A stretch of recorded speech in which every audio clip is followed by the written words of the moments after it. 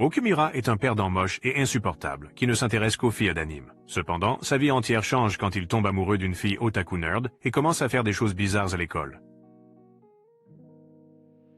Mais avant tout cela, Okumura avait perdu tout intérêt pour les filles réelles après que sa mère l'a abandonné pour être avec le laitier et que son béguin d'école primaire l'a traité de bizarre pour avoir avoué ses sentiments.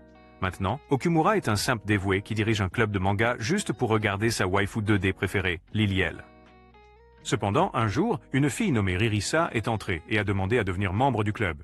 La réaction traumatique d'Okumura s'est immédiatement déclenchée alors qu'il se demandait ce qu'une fille ferait dans un club dédié aux pleines lunes et aux cruches de lait. Il a décidé qu'il devait se débarrasser d'elle d'une manière ou d'une autre, et son opportunité est venue lorsqu'elle s'est enthousiasmée pour les poupées sur l'étagère. Il pensait que les figurines déshabillables feraient passer le message, mais la fille s'est révélée être une femme de culture elle-même en critiquant la couleur de ses sous-vêtements. Elle pensait que la poupée aurait été mieux dans quelque chose que YouTube ne nous permet pas de discuter. Okumura est déchiré entre la chasser et trouver son âme sœur cultivée. Alors Ririsa s'excuse d'être bizarre et de juger les goûts des autres en matière de lingerie. Okumura demande comment une fille peut s'intéresser au monde des lolis et des harems. Alors Ririsa explique qu'elle a toujours eu des problèmes dans la tête depuis son jeune âge.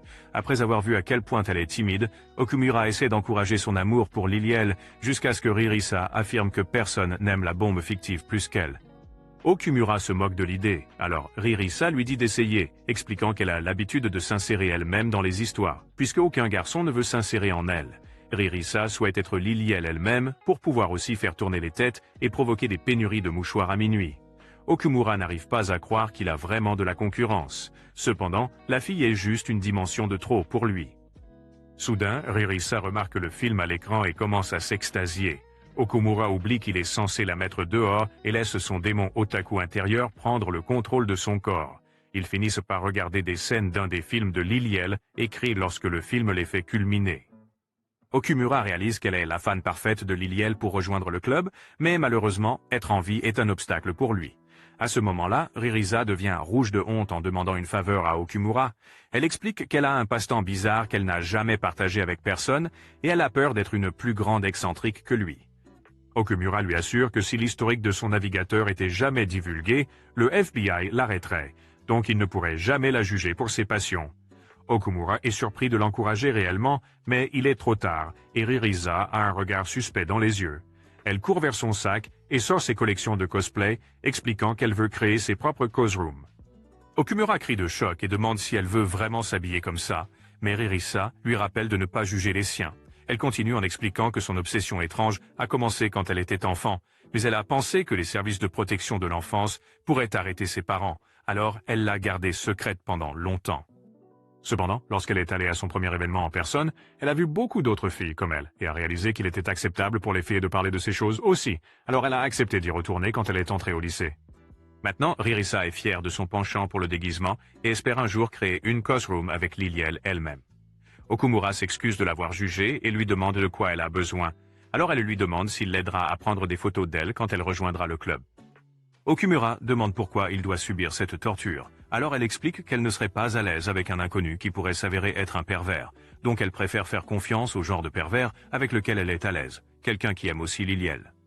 Quand Ririsa a commencé le lycée, elle savait déjà quel type de contenu elle voulait créer, mais elle n'aurait jamais pu deviner qu'elle trouverait un célibataire désespérément pathétique comme lui. Cela devait être le destin.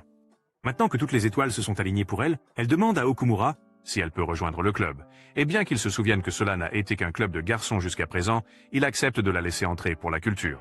Ririsa est ravie d'entendre la nouvelle. Alors Okumura ajoute qu'elle n'a pas à s'inquiéter pour lui, puisqu'il n'est intéressé que par les filles qui ne peuvent pas répondre et qui ne seraient jamais affectées, peu importe ce qu'elles portent. Eh bien, il semble que Ririsa l'ait pris personnellement, car dès que le seigneur Otaku s'est retourné, elle a commencé à enlever sa jupe.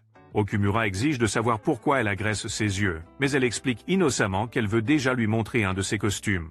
Le puceau en 3D couvre rapidement les fenêtres avec une planche pour que personne d'autre ne puisse jeter un coup d'œil sans s'abonner sur Patreon. Cependant, pendant qu'il panique, Ririsa enfile simplement son costume, se maquille, se coiffe et avance pour la révélation. Quand Okumura se retourne, il n'en croit pas ses yeux. C'est pratiquement une Liliel en chair et en os, et il saigne du nez quand elle dit sa phrase fétiche. Il parvient à se relever, mais il sait qu'il n'est définitivement pas bien, car il ne s'attendait pas à ce qu'elle ressemble autant à Liliel. Pendant qu'il se remet encore, Ririsa lui montre les nouvelles culottes qu'elle a choisies pour le costume, et lui demande son avis. Elle se retourne pour lui montrer sa pleine lune et l'âme vierge d'Okumura quitte son corps. Plus tard, le perdant se réveille sur les genoux de Ririsa, qui s'est fait un sang d'encre. Cependant, lorsqu'elle mentionne sa séance photo de début le lendemain, Okumura redevient une bouteille de ketchup. Le lendemain matin, Okumura entre en mode crise en se demandant s'il est en train de tomber amoureux d'une vraie fille après avoir juré de ne pas tromper sa page de manga préférée. Ririsa entre et le trouve en train de regarder une OVA rare qu'elle n'a jamais pu trouver. Elle lui demande de lui donner un aperçu, alors Okumura s'enthousiasme joyeusement pendant quelques minutes. Quand elle lui demande comment il en sait autant, il propose de lui montrer comment il fait ses recherches. Ils prennent des manettes de jeu et commencent à jouer, tandis qu'Okumura pense qu'il n'a plus rien à craindre. Soudain, Ririsa demande si elle peut mettre le jeu en pause et s'arrête sur la partie où les sous-vêtements noirs de Liliel sont bien visibles. Okumura se demande si elle est encore plus effrontée que lui, mais elle sort son téléphone pour prendre des photos afin que son cosplay soit le plus réaliste possible. Son dévouement porte ses fruits puisque Okumura a presque joui en voyant sa pleine lune. À ce moment-là, Marisa décide de se mettre dans la peau du personnage et commence à se déshabiller sur place. Okumura attrape la planche en essayant de se convaincre qu'il est simplement impressionné par son dévouement. Il se retourne et voit son nouveau maillot une pièce, puis elle lui demande de la prendre en photo. Après avoir installé un fond uni, Marisa commence à poser et Okumura les reconnaît immédiatement du manga, ce qui le fait pleurer. Elle change de tenue, et bien qu'Okumura n'ait aucune idée de ce qu'il fait, il s'amuse beaucoup. Quand Liliel regarde les photos, elle est contente du résultat et heureuse que son amour pour Liliel soit visible, tandis qu'Okumura trouve toujours surréaliste qu'elle aime aussi Liliel autant. Marisa est prête à se changer maintenant, alors Okumura essaie de lui laisser de l'espace jusqu'à ce qu'elle l'informe que sa fermeture éclair est coincée et qu'elle a besoin de son aide pour se déshabiller. Il tire rapidement sur la fermeture éclair et détourne le regard avant d'apercevoir ses melons. Cependant, les dieux de l'intrigue frappent à nouveau lorsqu'ils la font trébucher et elle tombe dans ses bras. Elle le remercie de l'avoir attrapé, mais souligne qu'il a aussi attrapé une balle fautive. Okumura a presque une crise cardiaque en jurant que c'était un accident. Marisa dit que ce n'est pas grave et lui demande un peu d'intimité pour se changer. Alors il prend volontiers son sac et s'enfuit de la scène du crime. Une fois qu'elle se change, elle devient rouge et se demande pourquoi son cœur bat si vite. Elle rentre ensuite rapidement chez elle pour traiter le parasite cérébral qu'elle pourrait avoir attrapé de lui. Le lendemain, le principal reçoit une inscription surprise d'un mannequin célèbre qui semble avoir quelque chose contre le manga et le visage d'Okumura. Quand elle se dirige vers la classe, tous les garçons deviennent des simps enragés et bavent devant son corps parfait tandis que le reste des filles deviennent des PNG. Makari demande aux losers s'ils ont un club de manga et un gars pense qu'il va avoir de la chance jusqu'à ce qu'elle dise qu'elle déteste les mangas. Pendant ce temps, Okumura ressemble à un tas de merde fumant en se remémorant le moment où il a touché le paradis et blâme Dieu. Il se dirige vers le club, espérant que Marisa n'y soit pas cette fois, mais la lunatique aux cheveux roses l'attend déjà. Ils partagent un moment gênant avant qu'Okumura ne mentionne toute l'agitation de ce matin. Marisa l'informe qu'une nouvelle élève a rejoint leur classe ce jour-là et qu'elle est une célèbre mannequin vraiment mignonne. Okumura est surpris que Marisa dise cela jusqu'à ce qu'elle commence à s'extasier sur la perfection du modèle en tant que meilleure amie de Liliel. Okumura réalise qu'elle est juste une geek cachée. À ce moment-là, Marisa sort un vieil appareil photo qu'Okumura reconnaît comme celui que son senpai utilisait pour prendre des photos de leur fête de saucisses régulière. Alors que Marisa remarque qu'Okumura regarde les photos avec tendresse, elle s'excuse de l'avoir forcé à suivre ses demandes et lui demande ce qu'il veut faire à la place. Étonnamment, Okumura propose de prendre des photos de son cosplay car il a trouvé cela assez amusant la dernière fois, puis il remarque que Marisa pleure des rivières à cause de son compliment. La fille est tellement heureuse d'avoir enfin son consentement qu'elle commence à enlever ses vêtements pour leur première séance. Soudain, Marisa se rend compte qu'elle n'a pas pu emporter son cosplay puisque les professeurs fouillaient tous les sacs plus tôt. Mais elle a une autre idée et entraîne Mimori avec elle. Ils trouvent une salle de classe vide et Marisa lui propose de prendre des photos d'elle en uniforme pour s'entraîner. Tandis qu'elle s'extasie avec l'appareil photo, Okumura se demande pourquoi il s'agite alors qu'elle n'est pas Liliel. Il commence la séance photo et Okumura fait comme d'habitude. Mais quand Marisa regarde, elle devient sans vie parce qu'elle pense qu'elle ressemble au jumeau plus laid de Gollum. Okumura pense qu'elle est juste d'une laideur normale, mais Marisa explique qu'elle veut ressembler à Liliel et s'excuse de ne pas être en 2 dimensions. Soudain, elle a une idée brillante de faire passer son uniforme pour une partie du cosplay. Elle enlève ses lunettes, raccourcit sa jupe et ajoute un peu de maquillage jusqu'à ce qu'elle ressemble enfin au niveau de laideur de Sakura. Okumura se demande s'il a un faible pour les filles inutiles quand il se souvient de sa dévotion pour Liliel et essaie de s'y concentrer. D'un autre côté, Marissa pense que sa pose est trop ennuyeuse et essaie de l'améliorer en ouvrant ses portes aux visiteurs. Quand Okumura ne montre aucun signe d'excitation, elle se demande si ce n'est pas assez raffiné et essaie de changer de position quand ses lunettes tombent. Lorsqu'elle se penche pour les ramasser, Okumura a une vue aérienne parfaite de Melon City et commence à prendre des photos. Marissa se cogne accidentellement la tête creuse en se relevant, puis finit par tomber sur Okumura, qui n'a jamais été à Pleasure Hills auparavant. Cependant, Marissa est excitée d'avoir pu être une reine ecchi, tandis qu'Okumura s'évanouit à cause de trop de scénarios.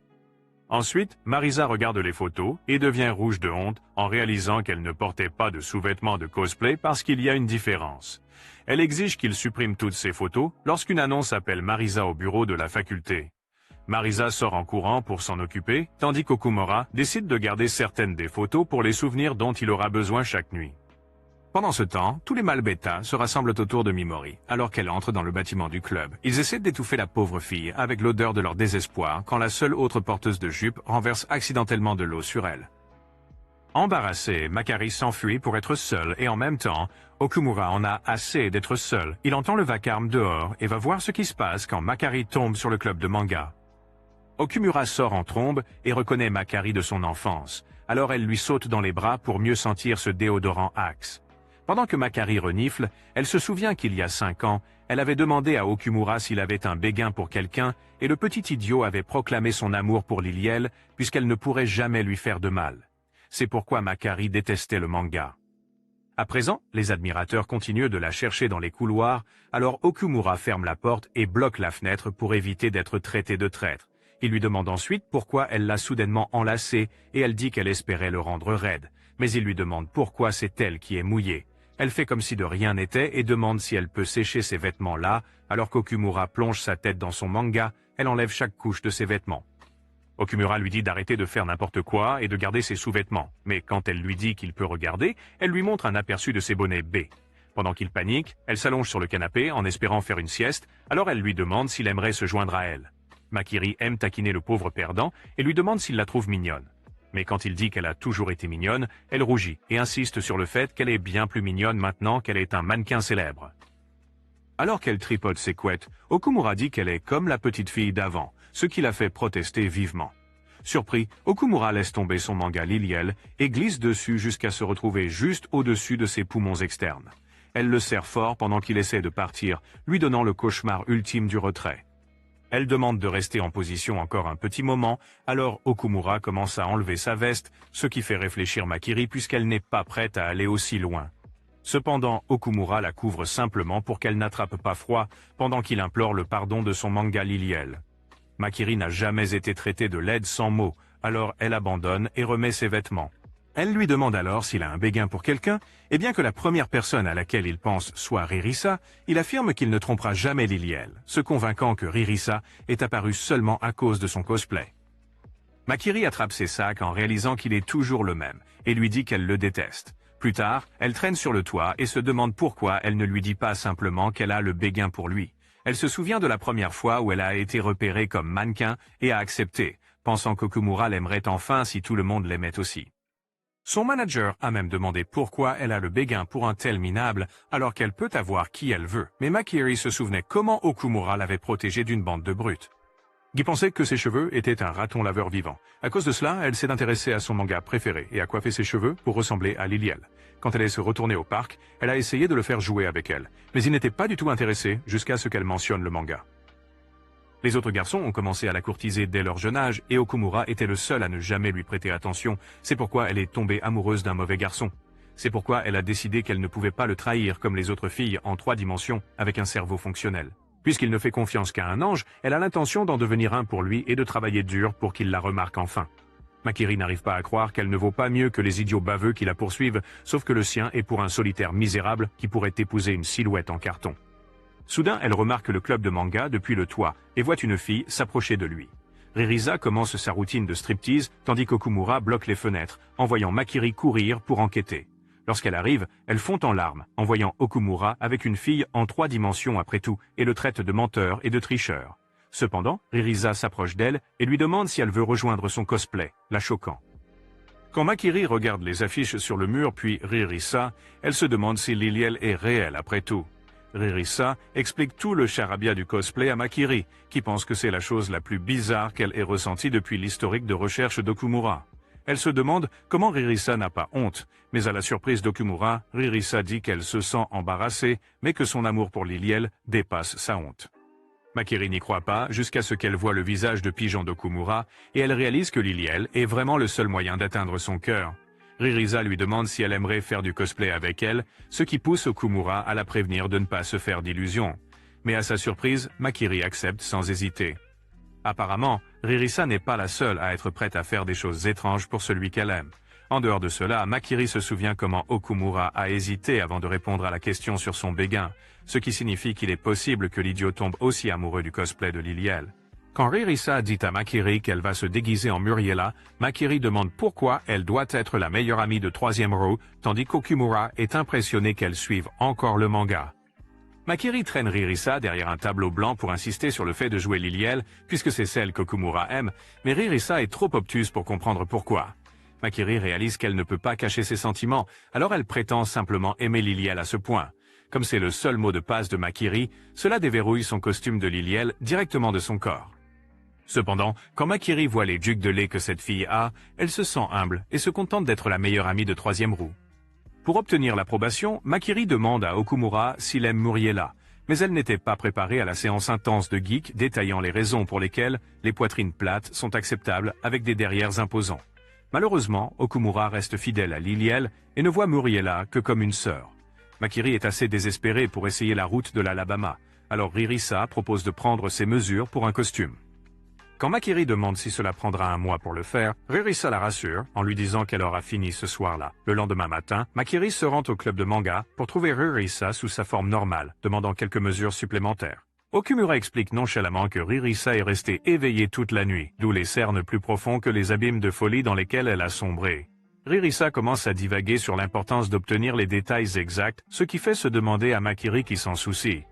Cela déclenche le cours magistral sur le placement des points de l'intrigue et les yeux experts du garçon vierge. Mais plus que cela, Ririsa s'efforce de rendre son cosplay aussi réaliste que possible, ce qui fait réaliser à Makiri que son amour pour Liliel n'est pas une blague, et même un peu impressionnant si ce n'était pas déséquilibré. Ririsa termine enfin le costume et Makiri est sur le point d'exploser quand elle voit la longue ficelle que Ririsa appelle un costume. Okumura lui rappelle que c'est son uniforme d'escouade, mais Makiri ne peut s'empêcher de penser que c'est pire que d'être nue. Elle remarque ensuite que le costume de Ririsa est tout aussi odieux, mais quand Ririsa dit qu'elle va le porter sans hésitation, elle décide qu'elle ne peut pas perdre face à elle et invoque son koso intérieur. Plus tard, Okumura détourne le regard, mais cela ne l'empêche pas d'entendre tous les détails de la séance de changement des filles, mettant en vedette la jalousie mal dissimulée de Makiri envers les pastèques de Ririsa. Ririsa est étrangement intéressée pour des raisons d'otaku, donc Makiri n'est guère surprise de découvrir que la fille n'a pas d'amis. Alors qu'Okumura endure une torture silencieuse, les filles apportent les touches finales à leurs cheveux et maquillage, puis se préparent pour leur début. Makiri a du mal à reconnaître son propre reflet, mais elle espère qu'Okumura pourra au moins reconnaître l'odeur du désespoir adolescent, puisqu'il utilise du déodorant Axe. Quand les filles sont prêtes, elles sortent et disent à Okumura qu'il peut enfin regarder. Lorsqu'il se retourne, il voit une scène assez glorieuse pour être tirée d'une publicité de shampoing pétillant, ce qui signifie bien sûr que son cerveau de puceau prend 2 coups et le fait bouillir. Quand le nerd retrouve son calme, il complimente Makiri en disant qu'elle ressemble parfaitement à Miriela, et Makiri n'en revient pas que tous ses rêves se réalisent. Ils se transforment en cauchemar quand Okumura la quitte pour Liliel, cependant. C'est alors que Makiri réalise que même si elle n'a jamais été fan du manga, elle a toujours aimé Miriela. Comme elle, Miriela était la 3e roue du carrosse, assoiffée d'un idiot qui ne voyait pas au-delà d'une perruque blonde et d'une poitrine. Makiri criait pour qu'il la regarde, tout comme vos chaussettes craignent pour que vous les laviez, mais elle était toujours ignorée. Makiri se sent exactement comme elle, alors elle crie et demande pourquoi il ne la regarde pas. Mais les idiots pensent juste qu'elle entre dans le personnage et loue sa prestation. Makiri prend ce qu'elle peut obtenir, et quand elle se souvient qu'Okumura aimait le pôle sud de Miriela, elle demande si le sien fait aussi l'affaire. Okumura commence à s'imper sérieusement, alors Makiri en profite et lui demande s'il l'aime. Il déclare son amour sans hésiter, ce que Makiri attendait depuis 10 ans. Bien que, quand elle y pense, c'est assez pathétique, mais pas plus que de regarder en boucle des résumés d'anime la nuit. Ensuite, Ririsa sort les poses qu'ils vont essayer, et même si le contrat de Makiri ne le permet pas, elle décide de jouer le jeu. Après avoir installé le décor, Ririsa dit à Makiri qu'elle est libre de se retirer si elle est trop gênée, mais Makiri jette un dernier coup d'œil au sommet de Ririsa et dit Hors de question. Makiri avance et Okumura réalise dans quel pétrin il est, car il ne peut pas laisser son bois grandir. Il prend une page de leur livre et prétend être le personnage masculin, Ashford, et rengaine son épée sacrée. Leur première pose est pour que Liliel guérisse Miriela en posant ses mains sur ses collines de plaisir. Riri se dit à Makiri qu'elle est sur le point d'entrer, et Okumura fait de son mieux pour empêcher son nez de saigner. Makiri est distraite par le pré-éjaculat d'Okumura, donc quand Liliel touche ses graines de raisin, elle fait accidentellement sa tête d'orgasme. Ririssa la félicite pour avoir rendu cela si réaliste, et Makiri commence à se demander ce qui se passe exactement ici, quand Okumura intervient et l'assure qu'elle fait du bon travail. Makiri est gêné qu'il ait vu cela, mais Liliel lui dit qu'il est temps de commencer son infusion de guérison. Okumura a à peine réussi à se contenir jusqu'à présent, donc quand Makiri pose ses mains sur les montagnes de plaisir de Ririssa, il ne peut s'empêcher de perdre un demi-litre de sang en signe de défaite. Makiri souhaite qu'il saigne pour elle de cette manière, alors elle insiste pour que Liliel lui donne encore un peu de cette bonne guérison, mais elle trébuche et se retrouve coincée sur la tenue de Liliel. Okumura peut entendre les dieux de l'intrigue rire alors que Ririssa lui demande de les aider à se décoincer. Makiri déteste l'idée qu'ils rebondissent sur son château, mais elle réalise qu'elle n'a pas le choix. Okumura n'arrive pas à croire que cela se passe et essaie de faire semblant qu'ils sont des sacs de sable. Mais il n'y a pas de doute sur la sensation de paradis. Il n'arrive toujours pas à les libérer, donc la seule option est de le décrocher, ce qui fait voler le lacet. Okumura passe son dernier moment à féliciter Ashford d'avoir rangé son épée sacrée si longtemps. Plus tard, l'équipe de production d'OnlyFans parle davantage de l'histoire de Miriela, ce qui excite Okumura que Makiri soit un otaku bizarre comme lui.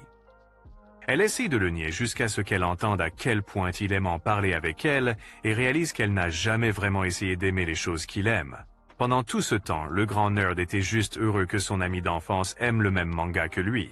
Ririssa remarque à quel point il s'amuse et commence à avoir l'air sombre. Alors elle remercie Makiri pour son aide avec le costume. Mais Makiri annonce qu'ils ne peuvent pas utiliser les photos à cause de son contrat de mannequinat.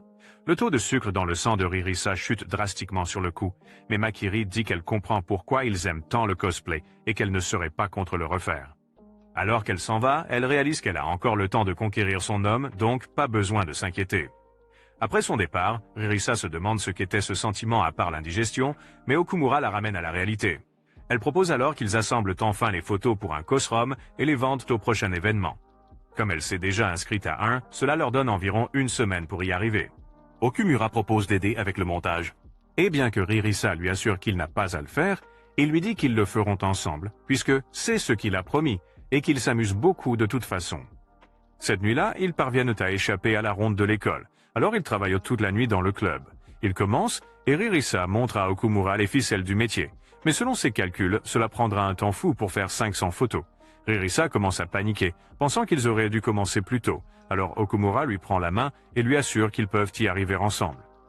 Juste à ce moment-là, le gardien de sécurité appelle s'il y a quelqu'un dans la pièce, alors Okumura la plaque contre un mur et propose de se rendre si nécessaire. Heureusement, le gardien se souvient des maigres zéros sur son chèque de paie et s'en va, alors Okumura dit qu'ils sont en sécurité maintenant. Cependant, Ririssa reste stupéfaite jusqu'à ce qu'elle réalise qu'elle n'est plus seule, alors elle se met au travail. Une semaine plus tard, ils ont tous les deux l'air de sortir de l'univers de Stranger Things, mais le travail est enfin terminé. Cependant, lorsque Makiri découvre qu'ils ont veillé toute la nuit et qu'ils vont à un événement ensemble, Makiri demande directement ce qu'elle ressent pour Okumura. Pendant ce temps, Okumura commence à se demander si la sortie compte comme un rendez-vous. Il essaie de se convaincre que c'est un événement de club, mais il ne peut s'empêcher de s'inquiéter de ce qu'il va porter. Il suppose que Ririssa n'a probablement pas beaucoup réfléchi à sa tenue, mais en réalité, elle a mis sa chambre sens dessus dessous pour en trouver une. Maintenant, Ririssa doit répondre à la question de Makiri. Alors elle dit qu'Okumura est très solidaire, un peu comme Ashford, mais Makiri souligne qu'elle dit en gros qu'elle est intéressée par Okumura. Ririssa s'était demandé si elle tombait effectivement amoureuse de Nerd Race en cherchant une tenue à porter, et ne comprenait pas pourquoi elle était si embarrassée.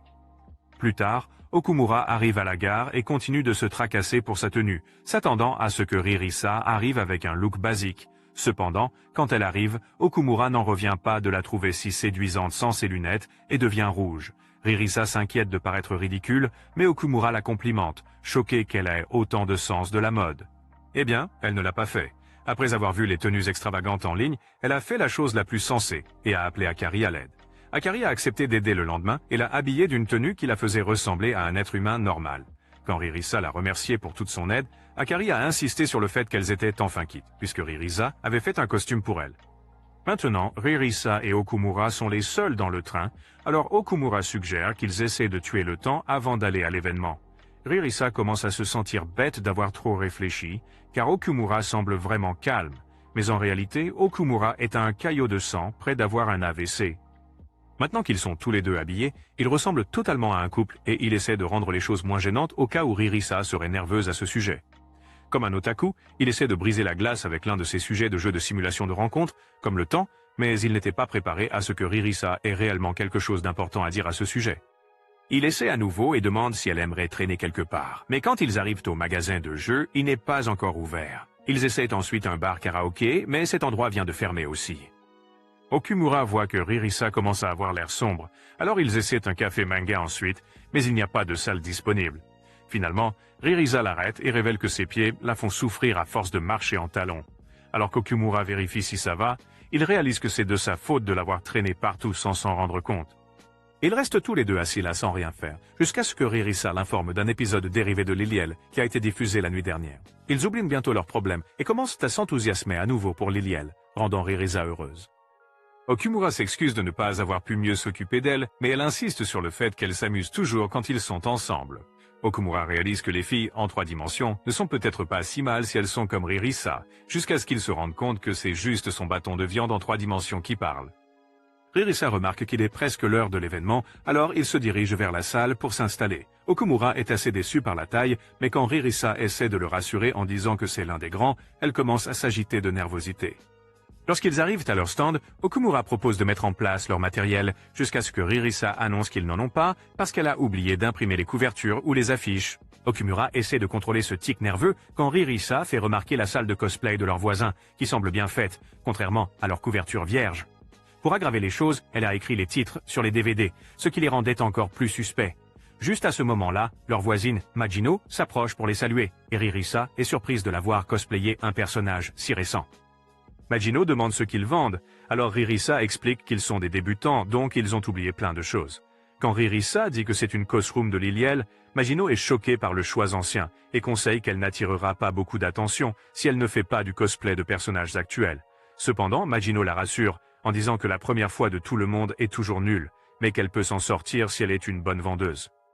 Okumura demande à Ririsa si elle a apporté son costume pour que les gens sachent au moins ce qu'ils vendent, mais Ririsa veut essayer de vendre en étant elle-même, se sentant intimidée par les autres cosplayers. Même si Okumura essaie de la rassurer en lui disant que son cosplay est bien plus mignon que les milfs sans ficelle, Ririsa continue de se dévaloriser. L'événement commence officiellement, et l'air est rempli de sueur et de désespoir, alors que principalement des types comme toi se promènent, cherchant leur prochain album pour se masturber. Le stand de Okumura et Ririsa n'attirait personne, tandis que celui de Magino se vendait plus vite que des billets pour Taylor Swift. Magina et son assistante viennent encourager Ririsa à devenir une véritable égérie et à prendre les choses en main. Cependant, elles réalisent qu'elles ne peuvent pas parler aux inconnus, d'où leur statut d'otaku.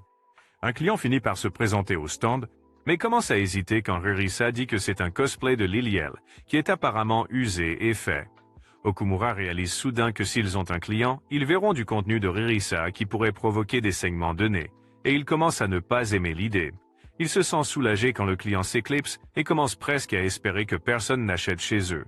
Juste à ce moment-là, un autre client s'approche et demande si Ririsa est dans la salle de cosplay. Ririsa le confirme, mais quand l'homme demande s'il y a des photos de culottes, Okumura devient étrangement défensif, et Ririsa explique que ce n'était pas une séance photo de masturbation professionnelle. Le dégénéré se défile ensuite, prétendant que c'est trop cher. Okumura demande si les photos n'ont vraiment aucun contenu saignant du nez, alors Ririsa explique qu'elle ne peut pas vendre de contenu softcore puisqu'elle n'est pas encore mûre. Le monde d'Okumura commence à tourner alors qu'il demande pourquoi il a saigné du nez tout ce temps, alors elle explique que c'était juste pour elle. Okumura ressent un soulagement jusqu'à ce qu'il réalise qu'il est définitivement dans le territoire du petit ami jaloux. Soudain, Ririsa suggère qu'il range et parte, puisque personne n'achètera un cosplay ancien avec un faible statut de branlette. Okumura réalise qu'il a été un mauvais partenaire et dit à Ririsa de se changer en costume de Liliel. Il rougit ensuite et s'excuse d'avoir essayé de garder le contenu de Liliel pour lui-même. Mais comme c'est son rêve que tout le monde voit son cosplay de Liliel, il insiste pour l'aider à le faire. Ririsa s'inquiète que son cosplay ne soit pas assez bien, alors Okumura la rassure en lui disant que son cosplay est le plus mignon du monde, et admet même avoir l'impression que Liliel était réelle. Avant que Ririsa ne puisse comprendre quel genre de confession c'était, Okumura l'emmène aux cabines d'essayage. Ils n'ont pas beaucoup de temps avant la fin de l'événement, alors Ririsa promet de se changer aussi vite que possible. Okumura fait les 100 pas dehors comme un futur père quand il entend soudain des voix graves venant des vestiaires des femmes. Là, il essaie de dire aux hommes de partir, jusqu'à ce qu'ils l'informent qu'ils sont en fait des femmes aussi. Okumura s'excuse pour son erreur, mais les filles disent que ce n'est pas grave avec assez de... Okumura commence à se demander pour quelle équipe il joue. Pendant qu'il attend, Okumura regarde la séance photo de Majino, qui attire beaucoup d'attention, mais il entend deux photographes se lamenter sur la monotonie du cosplay de cette année. Pendant ce temps, Ririsa arrive au vestiaire et est submergée par la scène. La plupart des gens se changent pour partir. Ririsa trouve un endroit et commence à se préparer quand elle se rend compte qu'elle a oublié d'emporter un filet à perruque et tout un tas d'autres choses. À ce rythme, il n'y a aucun moyen qu'elle puisse se faire passer pour Lilio. Soudain, une des filles s'approche et lui offre un filet à perruque, ce qui la choque. En quelques secondes, une nuée d'otaku serviables l'entoure, lui demandant ce dont elle a besoin et l'encourageant puisque c'est sa première fois. Grâce à leur aide, elle parvient à s'habiller, et quand les filles découvrent qu'elle a fabriqué le costume elle-même, elles sont très impressionnées. Ririsa demande si elles veulent récupérer toutes leurs affaires. Alors les filles expliquent que tout le monde a déjà reçu de l'aide d'autres cosplayers à un moment donné, donc elles devraient simplement rendre l'appareil à quelqu'un d'autre à l'avenir. Une des filles reconnaît Ririsa de son premier événement et est contente de la voir enfin revenir. Quand Ririsa entend que le photomaton va bientôt fermer, elle se retourne et montre les filles. Alors elles insistent pour qu'elles ne sortent pas sans se couvrir. Son ancienne amie lui donne son jupon, et Ririsa ajoute enfin ses touches finales, ce qui rend même les filles rouges. En sortant, Ririsa tombe sur le gars du cosplay qui lui dit à quel point Okumura était inquiet et lui dit qu'elle a un excellent partenaire. Dehors, Okumura attend le début de Ririsa, juste à temps. Ririsa sort, poitrine en avant, et appelle son âge-garde. Alors que les mâchoires tombent et que les bois se lèvent, Ririsa court vers Okumura, semblant légèrement nerveuse. L'assistant de Majino commence à s'extasier en retrouvant son premier amour Lilio. Cependant, il essaie de contrôler son serpent de pantalon pour que Majino ne voit pas. Les deux clients potentiels d'avant regrettent leurs erreurs tandis que d'autres hommes annulent leurs Uber. Okumura et Ririsa ne savent pas comment procéder, mais quand Ririsa essaie de trouver un endroit pour des photos, elle est prise d'assaut par une foule d'hommes avides. Majino demande à son photographe s'il aimerait prendre des photos d'elle, mais il pleure du sang en luttant contre l'envie de crier « Oui ». Majino le pousse à faire son travail, alors il prend en charge ses collègues vétérans de la convention et les informe que c'est sa première fois. Il dégage de l'espace pour sa première séance photo et dit au salaud gourmand de former un demi-cercle. Okumura le remercie pour toute son aide, mais l'homme voulait juste le meilleur endroit pour prendre des photos. Ririsa s'incline pour les remercier et les appareils photos commencent à crépiter. Okumura se sent nerveux, mais Ririsa parvient à commencer à poser. Malheureusement, Okumura ne peut pas traverser la mer de crétins tandis que Ririsa est submergé par toutes les demandes et finit par trébucher. Heureusement, le short emprunté a empêché le FBI de se montrer. Juste à ce moment-là, Okumura entend certains des gars se lamenter sur le fait qu'elle est une débutante, tandis que d'autres trouvent que son manque d'expérience est un véritable atout. Cependant, grâce aux anciennes journées de Majino en tant qu'adorateur de Lilio, il reconnaît que toutes ses poses viennent du manga et de l'anime, ce qui signifie qu'elle est une fan inconditionnelle de Lilio. Majino lui demande ce qu'il en pense, alors il essaie de rester loyal, mais c'est la première fois qu'un pépin de raisin surpasse une pastèque. L'un des critiques de cosplay expérimentés dit que même si elle est totalement novice en matière de pose, cela ne ressemble pas à un cosplay. C'est presque comme si la vraie Lilio avait été imprimée en 3 dimensions et posée pour la caméra, ce qui signifie qu'elle est pratiquement parfaite. Ririsa se demande si son amour pour Lilio se ressent, mais les garçons sont tellement captivés. C'est comme un sort. Quand Tojino donne une minute de plus à l'armée des Sams, Ririsa se souvient s'être fait gronder par sa mère pour être une fanatique de la culture. Alors elle a travaillé sur son costume en secret. Maintenant, elle peut afficher ouvertement son amour pour le vol d'identité. Alors qu'Okumura l'encourage, elle réalise que tous les mots qu'il avait dits auparavant l'ont amené à ce moment. Pour sa pause finale, elle tire une balle de charme sur Okumura, le laissant stupéfait. Après, tous les hommes partent en sachant ce qu'ils vont faire ce soir, tandis qu'Okumura pourrait ne pas rentrer chez lui. Il s'excuse auprès de Ririsa de ne pas avoir pris une seule photo et propose d'en prendre une maintenant. Ririsa essaie de poser, mais maintenant que l'événement est terminé, elle se sent trop détendue. Elle demande à Okumura de recommencer où elle est dans son personnage, mais il pense que sa prise est parfaite. La fête de la sueur est enfin terminée et les vestiaires vont bientôt fermer, mais quelques fans désespérés se précipitent vers Ririsa, demandant ses réseaux sociaux. Ririsa s'excuse de ne pas avoir de compte OnlyFans, alors Majino la sauve avant que les garçons n'essayent de prendre une bouchée. Alors que Ririsa s'enfuit, les garçons conviennent qu'elle doit être un ange. De retour dans les vestiaires, les filles prennent des selfies avec Ririsa et même le gars du cosplay demande une photo exclusive pour pouvoir se vanter auprès de ses amis Coskings. Magino demande l'aide de Lilio pour enlever sa queue et Ririsa s'extasie de pouvoir toucher son costume. Magino se lamente d'avoir autant de masques à cause de son choix de cosplay sur le thème des animaux, mais cela ne la dérange pas d'inhaler de la fourrure pour la culture. Les autres filles peuvent comprendre le fait d'être coincées avec un seul type de cosplay, et l'une d'elles dit même qu'elle a pris le train avec ses crocs une fois. Une cosplayeuse d'elfe ajoute aux histoires d'horreur en leur racontant la fois où son petit frère a crié au meurtre en trouvant ses perruques trempant dans la baignoire. Quelqu'un d'autre a fait tomber sa perruque sur la télé et a cosplayé la fille du film d'horreur The Ring. Cosguy revient sous sa vraie forme qui n'est pas si différente. Elle partage son histoire en disant que, comme sa famille continuait de trouver d'étranges vestes pour hommes, sa mère lui a dit de rompre au moins avec le propriétaire des vestes en cuir. Il s'avère qu'elle pensait être bousculée par cet homme à la fois. La femme Chad demande à Ririsa si elle a des problèmes de cosplay puisqu'elle est mignonne et a une belle silhouette. Cependant, Ririsa se plaint d'être assez petite et de devoir porter des haltères lourds sur sa poitrine, ce qui fait qu'elle ne trouve jamais de bons vêtements à sa taille. Les femmes comprennent les difficultés d'avoir une poitrine trop volumineuse et forment un groupe de soutien. Ririsa se lamente de vouloir essayer d'autres cosplays, mais elle est apparemment condamnée à n'avoir l'air bien que dans des tenues légères. Quand les filles soulignent sa tenue mignonne d'aujourd'hui, Ririsa révèle qu'elle a eu de l'aide professionnelle, alors elle demande à voir ce qu'elle porte habituellement. Ririsa sort une photo de sa tenue habituelle et les filles découvrent enfin la définition de l'horreur.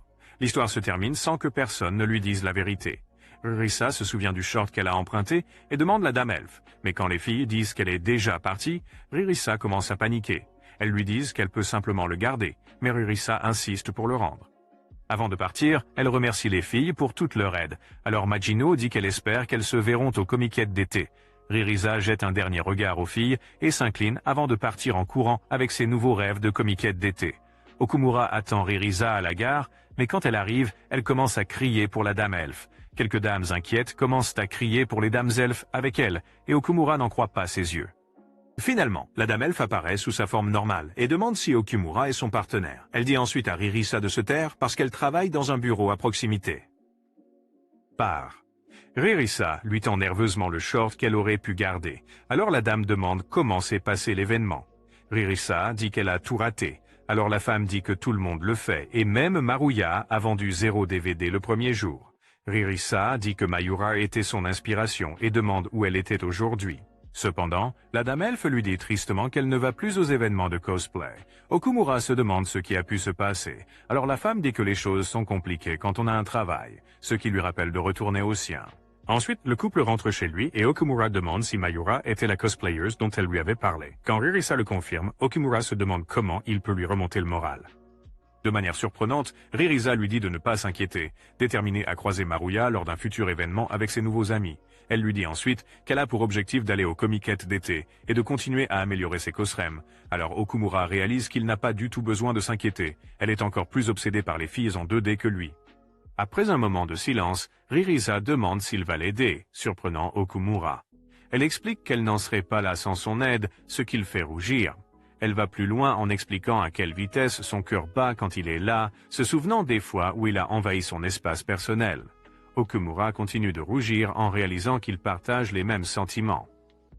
Ririsa dit qu'elle comprend enfin ce qu'est ce sentiment, et l'appelle l'amour. Oui, cependant, avant qu'Okumura ne puisse vivre son éveil de vierge, elle dit qu'elle adore l'avoir comme partenaire de cosplay. Non Dieu, s'il te plaît non. Les balles d'Okumura commencent à rétrécir, mais il se sent ensuite soulagé de découvrir qu'il n'est pas amoureux après tout. Ririsa se réjouit également de ne pas avoir attrapé le virus de l'amour, mais en réalité, ils sont tous les deux plus bêtes qu'une souche d'arbre. Le lendemain, Mikari commence à paniquer à propos du non-rendez-vous d'Okumura et Ririsa. Cela aurait été l'occasion parfaite pour Ririsa de passer à l'action, alors elle se rend au club de manga pour les vérifier, mais trouve Ririsa seule en sous-vêtements. Ririsa la remercie pour l'aide avec les vêtements, alors Mikara exige de savoir si elle a séduit Okumura lors de l'événement. Ririsa explique qu'elle aime Okumura seulement en tant que photographe, et Mikara est surprise qu'un QI puisse tomber à un chiffre, mais elle est contente d'avoir encore une chance avec Okumura. Soudain, Ririsa est appelée pour ses cours supplémentaires et commence à se précipiter dehors, demandant à Mikara de s'occuper des affaires pendant son absence. Mikara s'assoit et attend pendant que Ririsa court dans le couloir et heurte un des professeurs. Le professeur lui dit de ne pas se faire de coupures et de contusions qui pourraient gâcher sa beauté. Alors Ririsa la remercie et s'éloigne, surprise par sa beauté. Plus tard, Okumura retourne au club de manga pour trouver Mikara en train de prendre le costume de Liliel. Mikara est embarrassée car elle se lamente de ne pas avoir la capacité de melon pour le costume, mais Okumura a du mal à respirer malgré tout. Mikara est choquée de voir à quel point il en faut peu pour le faire monter, mais heureusement qu'il est attiré par Liliel, par Irisa. Elle saisit sa chance et saute dans ses bras, faisant ouvrir à Okumura ses 8 portes du taijutsu. Mikara passe à la vitesse supérieure en l'encourageant à la toucher où il veut, mais la pression est trop forte pour Okumura, qui commence à griller sous la chaleur. Mikara pense qu'il ne peut pas dire non à Liliel, mais Okumura dit que puisque Liliel est la waifu de plusieurs personnes, ce ne serait pas juste de franchir cette ligne avec elle.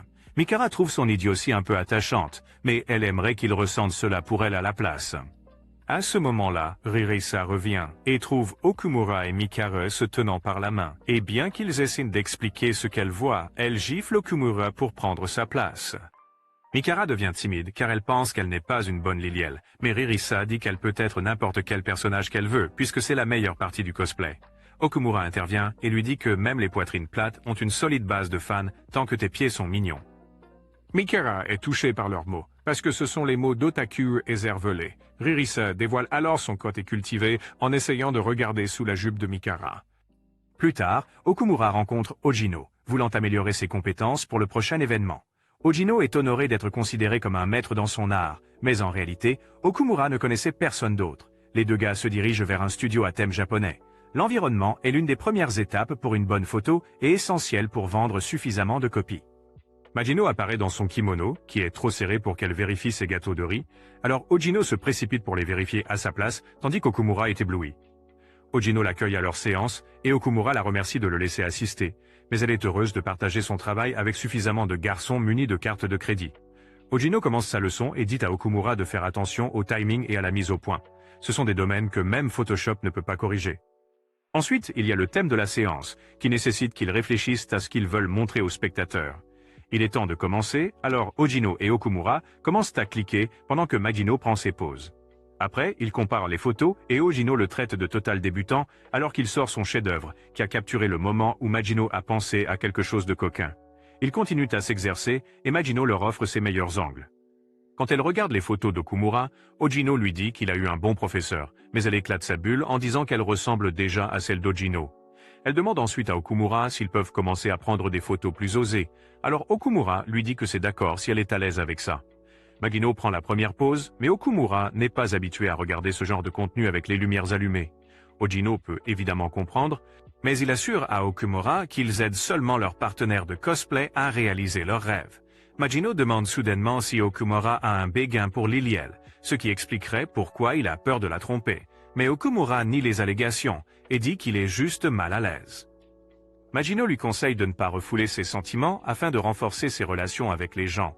Okumura la remercie pour le conseil même s'ils ne se sont rencontrés qu'une fois, mais Majino lui assure que puisqu'ils étaient partenaires de table à l'événement, ils sont en quelque sorte amis. Ojino remercie également Okumura de l'avoir aidé à raviver ses envies pour Liliel, expliquant que les photographes spéculent toujours sur qui sera le prochain. Quand Okumura demande ce qu'il veut dire, Ojina dit qu'il y a 4 femmes qui dominent actuellement le monde du cosplay, appelées les 4 reines célestes du cosplay. Il y a Nagumi, la merveille Loli, Yoki, l'amoureuse du cuir qui fait tourner la tête aux hommes, Erika, la beauté mystérieuse métamorphe, et Mayura avec des cuisses épaisses qui ne mentent pas.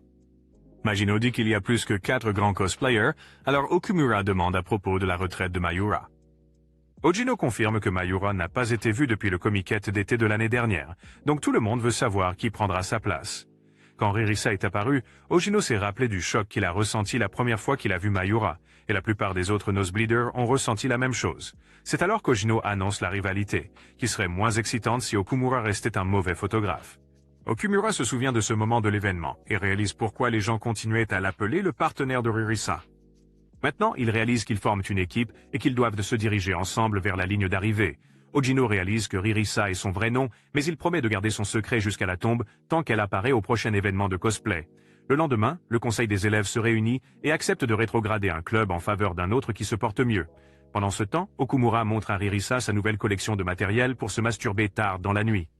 Comme d'habitude, Ririsa s'extasie devant les magazines, impatiente de les essayer elle-même. Elle demande soudainement à Okumura s'il préfère être un homme. Alors Okumura dit qu'il serait n'importe quoi pour Liliel. Ririsa dit qu'elle est elle-même plutôt soumise, ce qui fait d'eux un couple parfait. Okumura imagine immédiatement des choses impies et essaie de chasser la dégénérescence de son esprit, mais quand Ririsa s'excite à l'idée de Liliel enchaînée, Okumura se fait surpasser dans le domaine de la bizarrerie. Grâce à cela, Ririsa suggère qu'ils prennent des photos de Liliel en danger. Alors Ririsa entre dans le personnage et Okumura commence à prendre des photos quand il se souvient des leçons d'Ojino et essaie de se concentrer sur ses bras liés. Avec quelques ajustements mineurs, il parvient à guider Ririsa et lorsqu'elle regarde les photos, elle le félicite pour s'être tellement améliorée. Elle est surprise d'entendre parler des leçons avec Ojino et est touchée qu'il aille aussi loin pour elle. Il lui dit alors qu'ils forment une équipe et que si elle veut devenir célèbre dans le cosplay, il fera le travail nécessaire. Ririsa dit qu'elle a toujours voulu montrer son amour pour Liliel, mais après être allée à l'événement avec lui, elle a commencé à vouloir plus. Elle s'est beaucoup amusée, et si aller à des événements plus grands et partager son amour pour Liliel pouvait être encore plus amusant, elle est partante. Okumura dit qu'il s'est amusé aussi, et ils promettent de voir jusqu'où ils peuvent aller ensemble. Dehors, 2 représentants du conseil des élèves arrivent et leur demandent d'ouvrir. Okumura dit à Ririsa de se cacher, et quand il ouvre, les étudiants l'informent que son club est rétrogradé, car il n'a pas obtenu le statut de club complet depuis 3 ans, donc ils devront céder la salle à un autre club. En conséquence de la mauvaise nouvelle, Okumura sentit son monde basculer, tandis que les présages de malheur prenaient congé. Le verdict du conseil des étudiants envoie Okumura sur le chemin de l'île de l'oubli. Voyant à quel point son compagnon de tragédie était perdu, Ririsa lui a donné un réveil brutal, le ramenant à la conscience avec le nez cassé. Ensuite, Okumura fouille dans son crâne vide en réfléchissant à ce qu'il doit faire. Okumura se blâme et dit qu'il aurait pu faire mieux en tant que président, mais Ririsa propose qu'il fasse quelque chose pour obtenir le statut de club à part entière. Elle lui dit alors de rester avec elle même s'ils perdent la salle parce qu'ils partagent des rêves et des aspirations. Soudain, Okumura met son chapeau de macho et marche vers le bureau du conseil des étudiants pour se donner une allure moins ridicule. En arrivant, le représentant exige qu'ils trouvent un conseiller et rédigent un rapport sur les activités du club afin d'obtenir le statut de club complet et ainsi sauver leur salle. Okumura ne perdit pas de temps et commença sa recherche de conseiller, ce qui s'avéra plus difficile qu'il ne l'avait prévu, car aucun enseignant n'était disposé à prendre du travail supplémentaire. Cependant, juste au moment où il était sur le point d'abandonner sa recherche, un enseignant lui a suggéré d'essayer Mayura, la nouvelle professeure d'économie domestique, qui était plutôt séduisante et pourrait être prête à les prendre en charge. Mayura discutait avec un groupe de garçons dans le laboratoire d'économie domestique quand Okumura est entré. Il lui demande si c'est elle qu'il cherche et lui présente son cas. Mayura l'a refusé et a demandé aux garçons de trouver quelque chose de mieux à faire que de s'exciter avec ses phéromones. Tandis que les autres garçons s'en allaient, Okumura sentit que Mayura lui semblait familière et comprit qu'elle était Mayura. Choqué par sa propre découverte, il a laissé échapper son nom, attirant l'attention des garçons et des enseignants. Voyant que sa couverture allait être déchirée par l'idiot, elle l'a immédiatement tiré dans le laboratoire et lui a demandé de révéler comment il avait découvert, s'il ne voulait pas être éventré avec un couteau. Okumura a supplié pour sa vie et a avoué que ses seins l'avaient trahi. Il a ensuite expliqué ce qu'ils font au club, mais malgré son histoire triste, Mayura a refusé de les aider, expliquant qu'elle avait abandonné le cosplay et tout ce qui concernait sa vie passée pour une option de carrière plus stable. Okumura a abandonné et était sur le point de partir quand une idée lui est venue. Il a attiré l'attention de Mayura en lui disant que le club avait l'une de ses cause rooms et avait l'intention de la donner. Voyant qu'elle n'avait pas le choix, elle a mordu à l'hameçon du chantage et l'a suivi jusqu'à la salle du club pour l'écouter. Ils sont arrivés à la salle du club et ont été surpris de voir Ririsa encore en costume. Pendant que Ririsa se présentait, Mayura a soudainement commencé à l'aduler, faisant des commentaires sur son costume. Elle aperçoit alors sa cause room posée négligemment sur une table et la ramasse, affirmant que ce genre de matériel n'a pas sa place dans une école. Ririsa explique ensuite que Mayura est sa cosplayeuse préférée et qu'elle aspire à devenir comme elle un jour. Tandis que Mayura rayonnait comme une lampe torche surpuissante à cause de ce qu'elle venait d'entendre, Okumura l'a rappelé à la réalité et lui a rappelé pourquoi elle était là. Voyant qu'elle avait sécurisé le seul levier qu'ils avaient sur elle, elle est partie, les laissant en plan. Ensuite, Mayura est retournée au laboratoire d'économie domestique et a piqué une crise, souhaitant pouvoir être elle-même et dire à Ririsa ce qu'elle ressentait vraiment. Elle a soudain regardé par la fenêtre et a aperçu Okumura qui la fixait. Elle a essayé de reprendre son rôle, mais Okumura est intervenu, lui disant d'arrêter ses bêtises et de les aider pour le bien de Ririsa. Mayura a ensuite rappelé à Okumura à quel point il avait été décevant en tant que président du club et a ajouté qu'il ne pourrait pas répondre aux autres exigences, même s'il trouvait un conseiller. Cependant, Okumura était assez déterminé à maintenir le club en vie et a réussi à persuader Mayura, qui voulait aussi voir Ririsa en action, de les aider.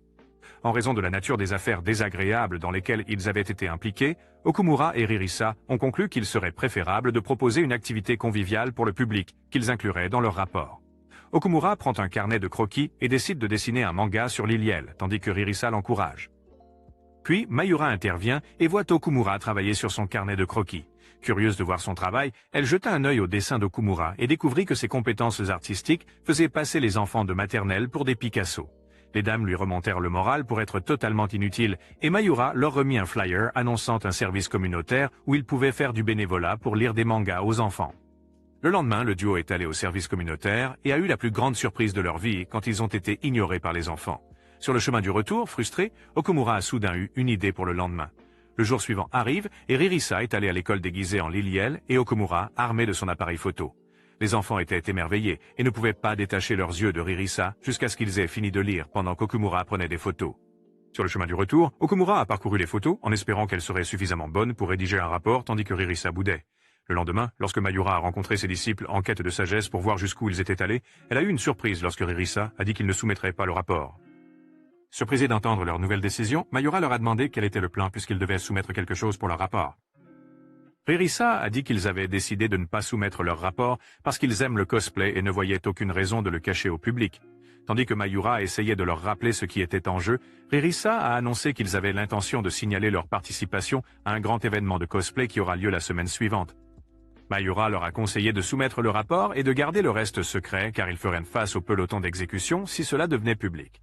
Ririsa demande alors à Mayura ce qu'elle pense vraiment du cosplay, l'envoyant sur le chemin des souvenirs où Mayura se rappelle ses jours passés dans le jeu. Okumura a soutenu son partenaire dans les opérations clandestines et a exprimé leur intérêt à être pris au sérieux. Mayura a réalisé qu'ils avaient la détermination et le courage de faire ce qu'elle ne pouvait pas, alors elle a versé des larmes et a décidé de leur apporter son soutien total. Cependant, elle leur a dit qu'ils devaient sortir vainqueurs de l'événement s'ils avaient l'intention de soumettre leur participation comme leur rapport et de maintenir leur club en activité. Plus tard, Ojino appelle Okumura et l'informe que leur prochain événement serait une bataille féroce parce que Nagomi, l'une des 4 meilleures cosplayeuses, y assisterait. Il serait difficile pour eux d'attirer un public puisque la zone des fans pourrait être vide car tout le monde attend avec impatience ce qu'elle va proposer. Pendant ce temps, après sa virée shopping, Nagomi a fait une séance photo avec son équipe en préparation de l'événement à venir. Motivée par son amour pour son crush en 2 dimensions, elle fait de son mieux pour ressembler à la plus jolie fille en 2 dimensions du monde. Le jour de l'événement est arrivé et Okumura et Ririsa ont trouvé leur chemin vers le lieu en se sentant nerveux.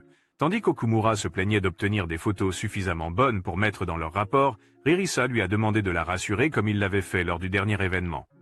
Alors qu'il sauvait son partenaire des griffes de la nervosité, Ojino et Majino sont arrivés et leur ont dit que Nagomi était la vraie affaire et qu'elle porterait un costume fait par des professionnels, ramenant la nervosité d'Okumura.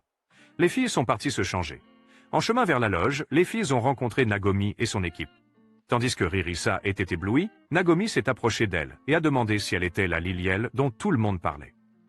Elle est allée plus loin, disant à Ririsa de travailler davantage sur son maquillage car elle avait encore l'air en 3 dimensions sur ses photos.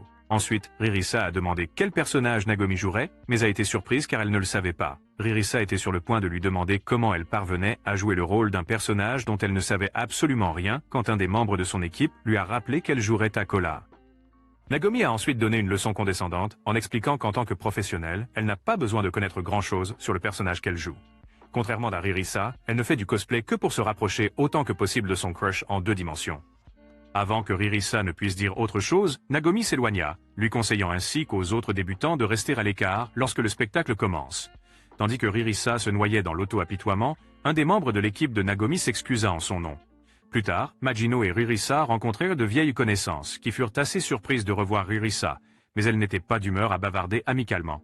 Majino a expliqué ce qui s'était passé plus tôt, et Ririsa a ajouté qu'elle avait peut-être dit quelque chose qui avait énervé la pro du cosplay et qu'elle aurait aimé lui poser quelques questions. Les filles ont essayé de remonter le moral de Ririsa alors qu'elles se dirigeaient vers la loge qui était déjà bondée. Puis, elles ont toutes laissé Ririsa pour aller s'habiller. Pendant ce temps, Ogino et Okumura anticipaient que la plupart des gens partiraient lorsque Nagomi le ferait, alors ils ont prévu d'intercepter la foule après le départ de Nagomi. Ririsa fixait son regard vide sur sa boîte à costumes, tandis que la scène avec Nagomi se rejouait dans sa tête. Juste au moment où l'événement allait commencer, Mayura est apparue avec un masque facial, se sentant nostalgique. Elle se met soudainement en garde et se convainc qu'elle est juste une conseillère obsédée vérifiant ses élèves. Elle s'est vite retrouvée à marcher vers les vestiaires et a paniqué de voir à quel point cela lui semblait naturel. À son stand, Nagomi était prête à tout donner et son équipe l'a complimentée. Lorsqu'on lui a demandé pourquoi elle s'était énervée à propos de Ririsa, Nagomi a dit que la nouvelle lui rappelait Mayura, qui est aussi amoureuse du personnage qu'elle joue. Malgré le changement de personnage à l'époque, Mayura l'a surpassée dans la vente de Costume. Après plusieurs questions de ses coéquipiers, Nagomi a admis qu'elle était une... parce qu'elle détestait Ririsa et voulait gâcher sa journée. De retour dans le vestiaire, Majino était déjà habillé et fut choqué de voir Ririsa fixer sa boîte comme une droguée sur un nuage. Les autres filles les rejoignirent, mais Ririsa leur demanda de continuer sans elle. Majino sort et rencontre Ojino et Okumura qui les attendent. Okumura a ensuite demandé des nouvelles de Ririsa et Magino a dit qu'elle sortirait bientôt. Cependant, elle a ajouté que Ririsa pourrait avoir besoin de la touche magique d'Okumura si quelque chose tournait mal. Nagomi est soudainement sortie avec son équipe, attirant l'attention en marchant. Elle s'est ensuite arrêtée brusquement, prétendant avoir vu son crush en 2 dimensions, mais a été entraînée par son équipe. Excitée par la personne qu'elle venait de voir, Nagomi décida de hausser le niveau de sa performance et fit une brève étude sur le personnage qu'elle allait jouer. Ensuite, elle partit pour commencer son spectacle. Pendant ce temps, Okumura, Ojino et Magino se demandèrent où tout le monde était passé puisqu'ils étaient seuls dehors. Ils décidèrent de découvrir ce qui se passait. Ils découvrirent bientôt une grande foule entourant Nagomi et prenant des photos. Après un moment, l'équipe de Nagomi a demandé une courte pause et lui a apporté de l'eau, mais Nagomi était plus préoccupée par la recherche de son coup de cœur 2B au milieu de la foule. Tandis que le trio réfléchissait à leur sort, puisque Nagomi attirait toute l'attention, ils ont réalisé que Ririsa n'était pas encore sortie, et Okumura l'a appelée. Au téléphone, Ririsa annonce qu'elle n'a pas pu trouver sa jupe, et le trio est allé la chercher. Ils l'ont trouvée et ont demandé si elle avait oublié de la porter, mais Ririsa a insisté qu'elle l'avait mise dans la boîte. Pendant ce temps, Mayura les avait trouvés, mais elle se cachait, écoutant leur conversation. Okumura a suggéré d'aller le chercher, mais elle lui demande de ne pas se déranger, sanglotant de pitié pour elle-même. Magino lui dit alors d'oublier ce que Nagomi lui a dit. Magino a ensuite raconté leur rencontre avec Nagomi pour satisfaire la curiosité d'Okumura. Voyant à quel point sa partenaire était brisée, Okumura s'est assis avec elle et a essayé de la réconforter avec des mots doux. Cependant, il semblait avoir perdu son talent, alors Magino lui conseille de la laisser tranquille pendant qu'ils allaient parler ailleurs. Mayura sort de sa cachette et s'assoit avec Ririsa, qui était assez surprise de la voir. Elle demande alors à Ririsa à quoi elle pensait et ses larmes ont recommencé à couler. Elle se reprochait d'avoir déçu Okumura et Mayura, puis s'est excusée. Cependant, Mayura a expliqué qu'elle n'était pas en colère puisqu'elle avait aussi reçu toute l'aide dont elle avait besoin de son professeur d'économie domestique alors qu'elle était une étudiante sans amis. Mayura a ensuite fait semblant de partir, affirmant qu'elle avait d'autres choses à faire puisque Ririsa ne faisait pas de cosplay. Pendant ce temps, Okumura avait activé son Sherlock Holmes intérieur et a interrogé quelques dames, qui ont accepté de vérifier leur sac pour la jupe manquante. Alors que Ririsa s'asseyait en essayant de retrouver les pièces manquantes du puzzle de son esprit, Mayura apparut soudain devant elle, tout habillée dans son chef-d'œuvre, et lui dit que cela faisait longtemps.